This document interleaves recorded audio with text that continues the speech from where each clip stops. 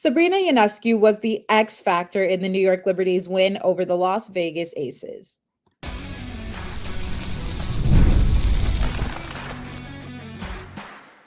You are Locked On Women's Basketball, your daily podcast on women's basketball. Part of the Locked On Podcast Network, your team every day.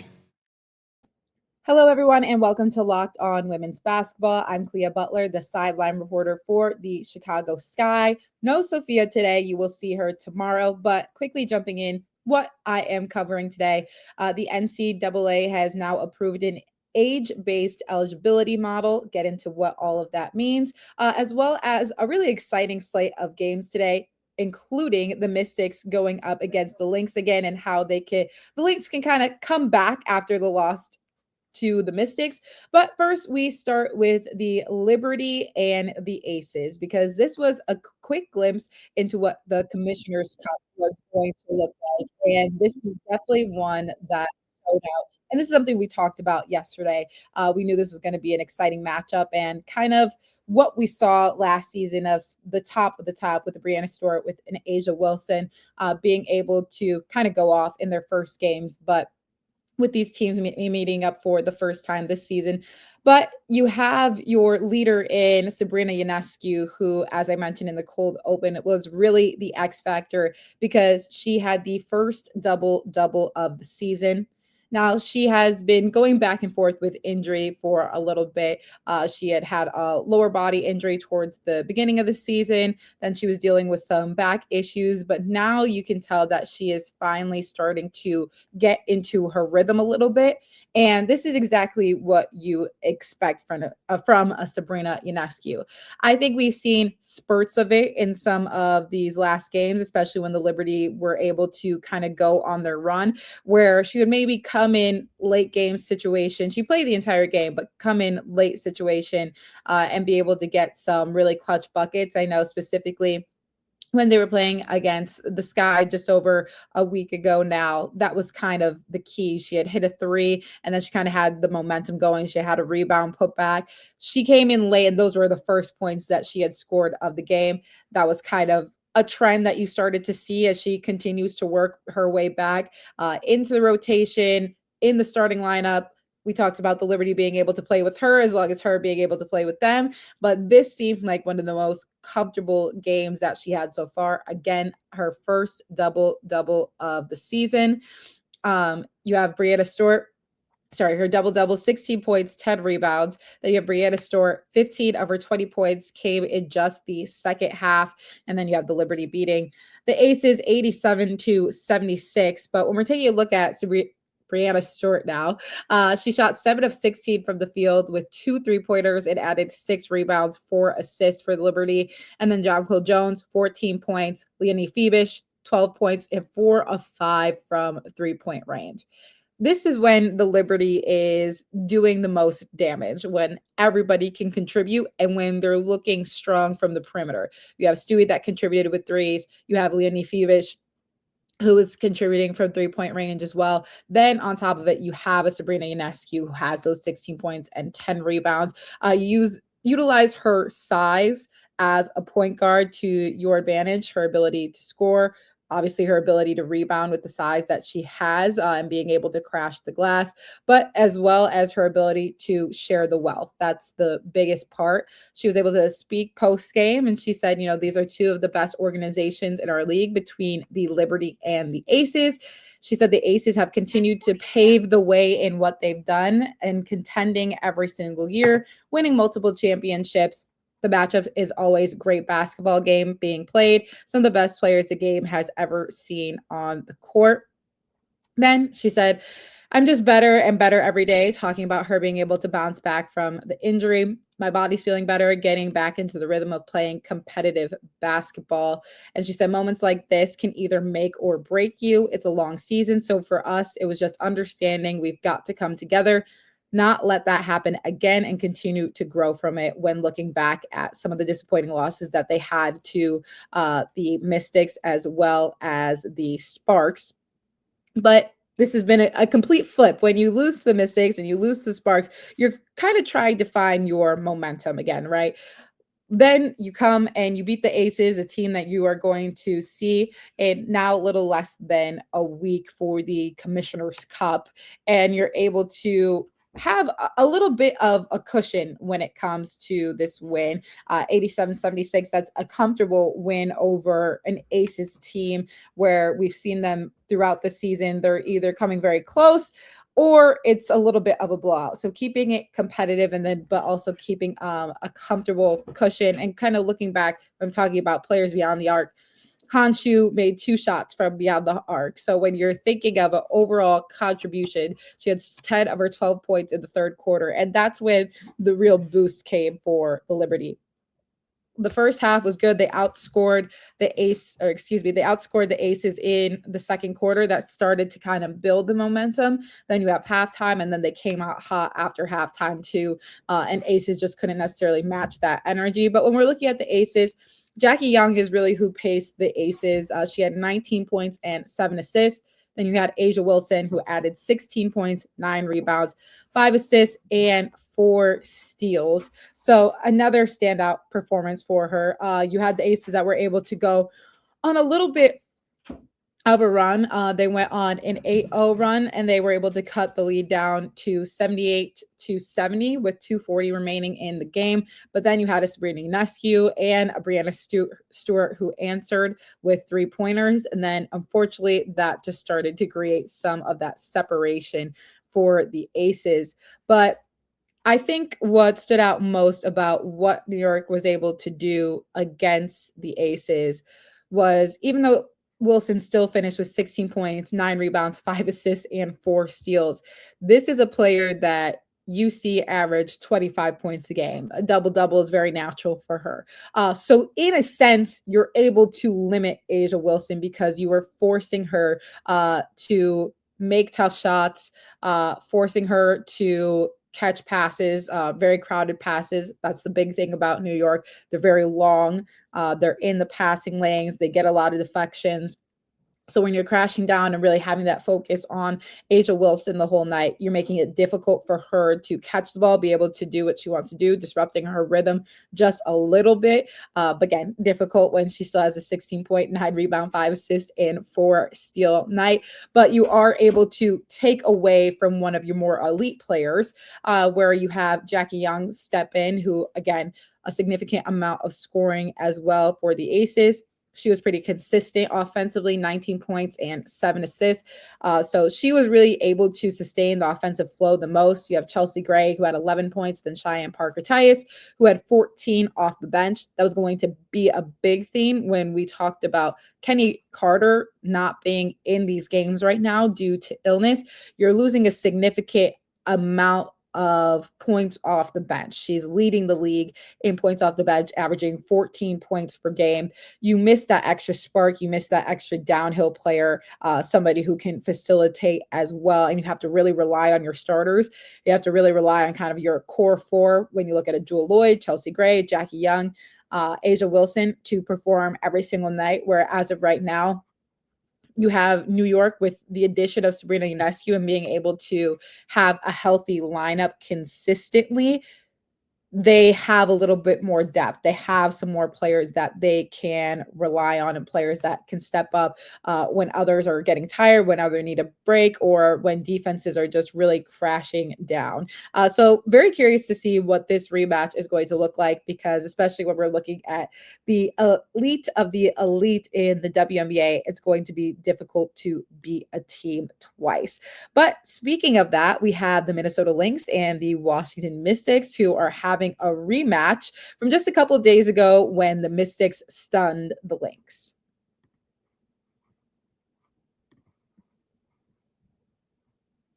Think about a recent move by your team that worked because every part of the organization was aligned, from the front office to the coaching staff to the players. You can tell it was when you're taking a look at, say, the Chicago Sky right now, not having the strongest season that they would have hoped. But when we're looking at some of those off-season transactions, there was a lot of things that were just going right in terms of filling in the gaps for what you needed. And you can tell it wasn't just a reactionary move. The organization had a vision, stuck to it. And now you're seeing results from everyone was working from the same playbook as they continue to try and flip around the season. But tough, obviously, when you have a loss in a Rakia Jackson and just kind of what that has done for the organization. But you had that right mindset there. So great organizations win because operations matter. And that's why you should get Odoo. Try for free today at odoo.com/lockedon. That's odoo.com/lockedon.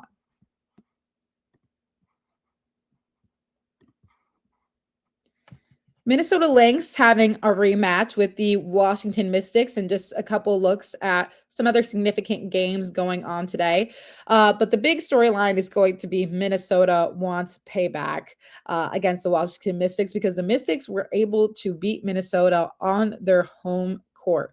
Washington stunned the Lynx 84-79. Again, this is a game that just happened a couple days ago. This was a very rare loss for the Lynx, who have been on a roll and a tear of their own.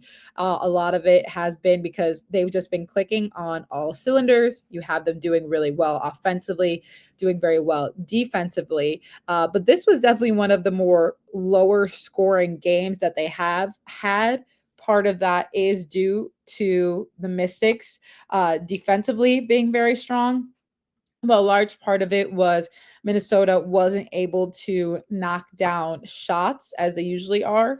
But now the Mystics are riding a 3-game winning streak, have been able to beat some of the more elite teams within the league. And a lot of that is due to contributions from their young core. When we're thinking of Kiki Iriafen and Asonia Citron, those are players that put up the most significant numbers against the Lynx last game. They're in their sophomore seasons now, but you're not seeing a slump in any way. And I believe I had shared that stat when Sonia Citron scores or shoots at least 10 buckets in a game, or 10 shots from the field.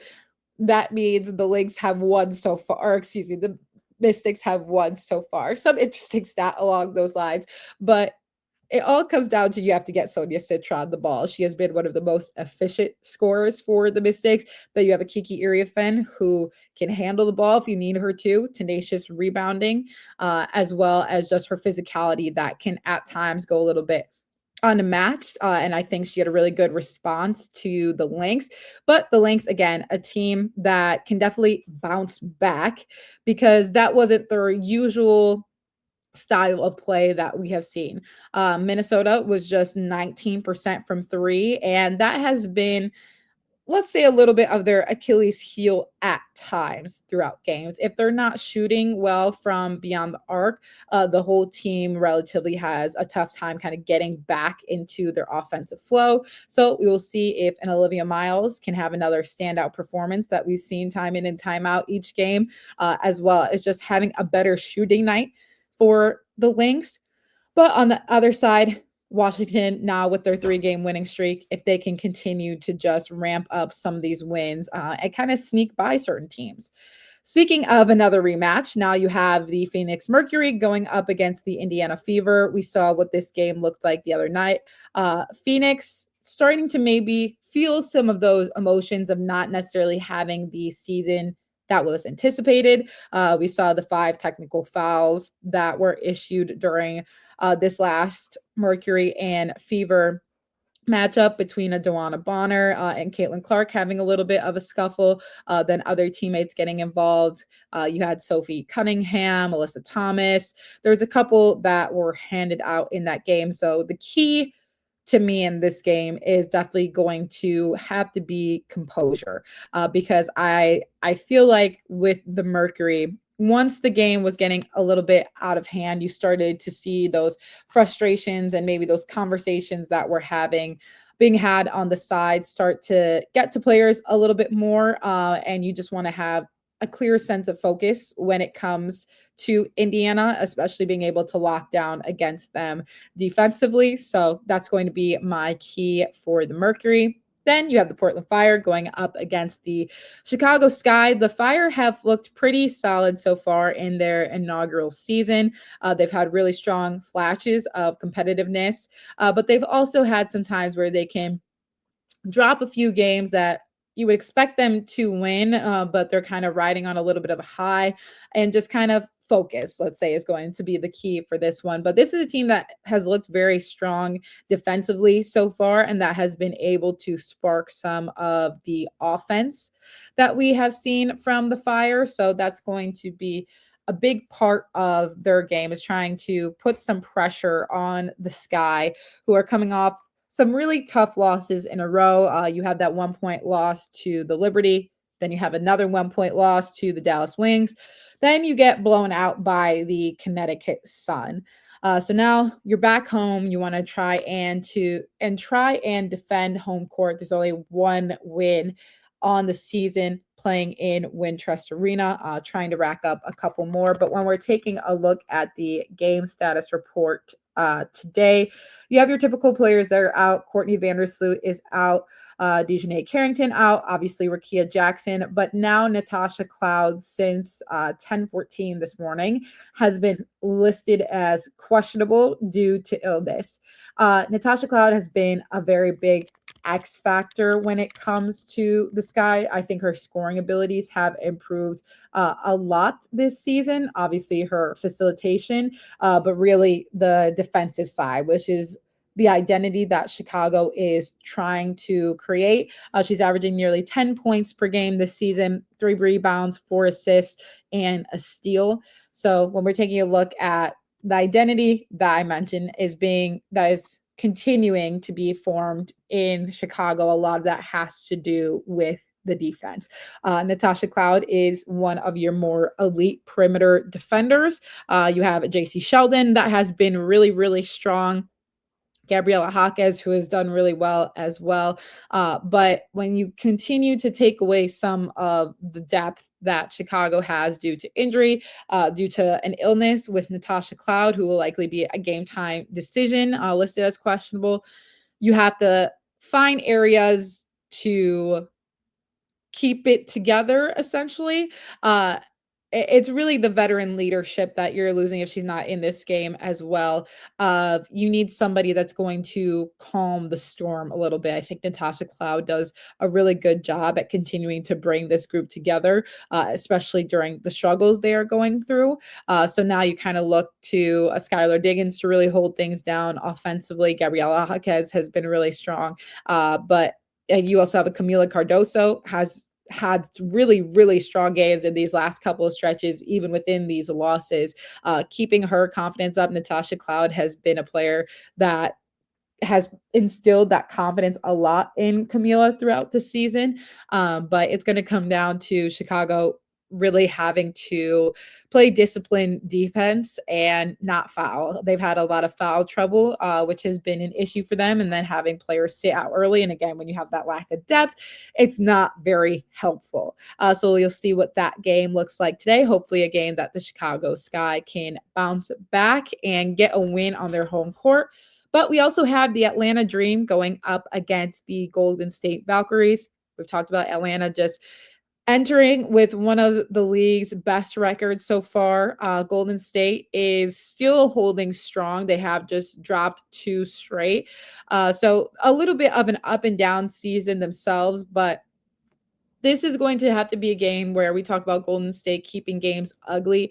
This is definitely going to have to be a game that Golden State keeps this game ugly, because Atlanta just a couple of days ago was able to set a franchise record in scoring. So you have to limit their ability to get out. And it's hard because they can get out and run on you. They also do really great in their half court sets as well. And then on the defensive side, they have looked really strong. So kind of just asserting your dominance if you're Golden State early, really locking down defensively, and then getting your shots up. They are one of the teams that get up the most threes in the league. And you're going to have to try and match what Atlanta and Alicia Gray, Ryan Howard, Jordan Canada are doing. And then, of course, the rebounding X factor too, where Angel Reese steps in. She's already reached 1,000 career points and 1,000 career rebounds. So making sure that you are focusing on your rebounding edge to be able to get out and run what you want, and also limit Atlanta from getting second chance opportunities. But stick with me for the final segment because we have some new NCAA rules that are going to mean you have to play your 5 years within 5 years and what that means.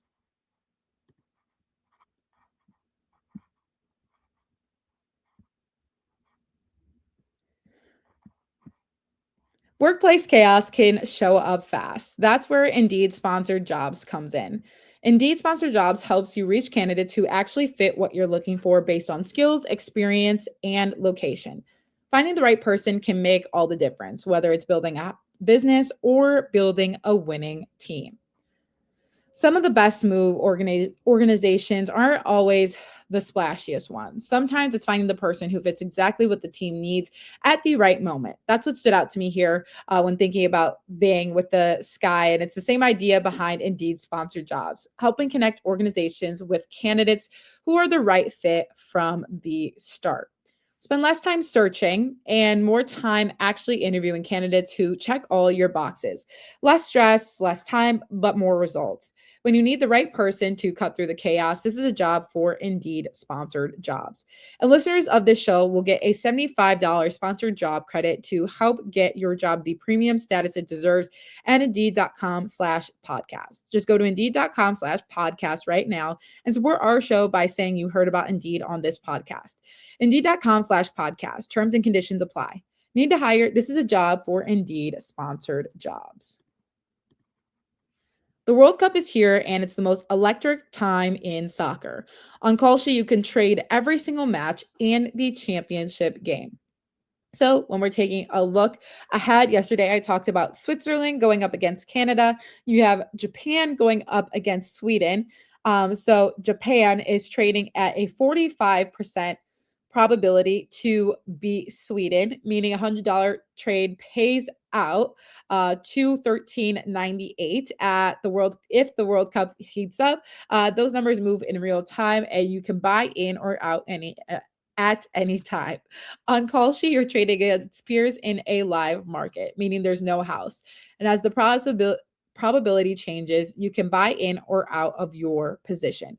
For a limited time, download the KALSHI app and use code Locked On to get $10 when you trade 10.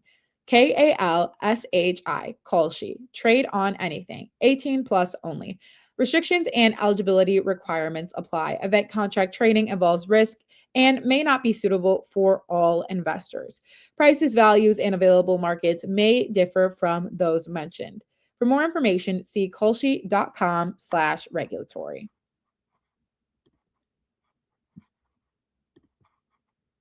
I'm back.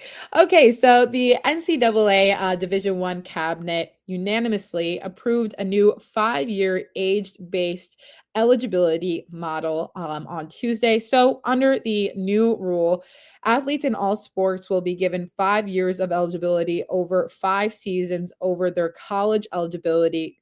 Once their college eligibility clock begins, and that clock starts upon initial full-time enrollment in college or at the beginning of the academic year following their 19th birthday, whichever occurs first.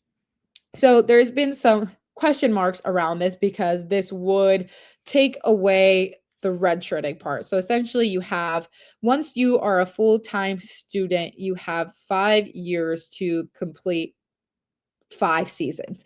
And that starts whether your 19th birthday comes first or whether you are a full-time student that comes first. So this, you have the redshirting aspect of it, but a large part of this move is also intended to limit the increasing number of athletes who participate in college sports beyond their 5 years and into their mid-20s.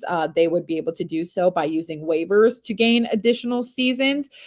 So you see some players, specifically, I think we have seen, some league players. I'm thinking about basketball in particular, where you have players that have been able to leave, but then also come back after a period or two of time and now they're 26, 27 years old and they're still participating in college athletics. Or you have those waivers where you've been enrolled this whole time, but since you have redshirting, whatever the other waivers may be, now you're in your sixth, seventh, or eighth year.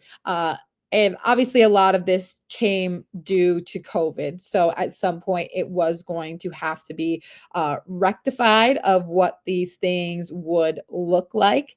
But now it's going back to you have to have those 5 years done, your 5 seasons done, essentially, your 5 eligibility years done within 5 years from the beginning of your enrollment.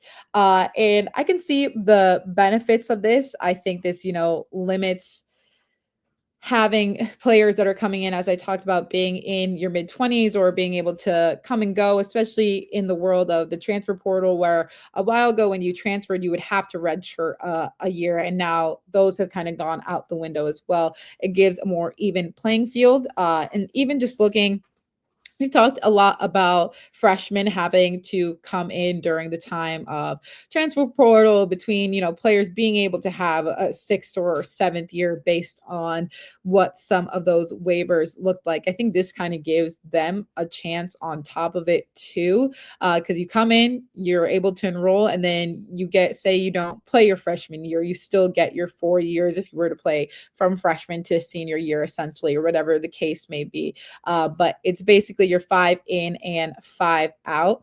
Taking a look at some of just the other restrictions within these eligibility rules, now waivers will no longer be available to extend any eligibility. So there will be exceptions for pregnancy, official religious missions, and active duty military services, as long as the athlete does not participate in organized competition while doing so. You also have currently enrolled athletes who still have eligibility after the 2025-26 academic year, and for incoming recruits who enroll for the fall of 2026, they will have the option to use previous eligibility rules or apply the newer rules, whatever is most beneficial to the athlete. So recruits enrolling in college in fall of 2027 and beyond will have the new eligibility rules applied to them. So again, once they are enrolled, you have those 5 years starting when you are an official student. And schools with current athletes who may already be eligible for hardship waivers or eligibility extensions under the previous rules must submit those requests to the NCAA coming up by July 31st. But after that, waivers won't be available. And taking a look from Illinois athletic director, he said, with these changes, the cabinet has taken decisive action for the benefit of student athletes and the system of NCAA Division I athletics. For many student athletes who enroll in college immediately after high school, these changes will result in the opportunity to potentially compete for an additional season in their chosen sport. For campus officials and coaches, this change provides rules that are simpler to administer and easier to predict for roster management decisions. That's a big part of it too. There's a little less question when it comes to figuring out your rosters, how long players can or cannot be there, and all of that good stuff that is continuing to come up. So we will see what those rules look like as they are applied to the 2027 coming up season. But as always, thank you so much for watching Locked On Women's Basketball. Sophia will be back tomorrow to recap some of the games from tonight, and we will both be back on Friday.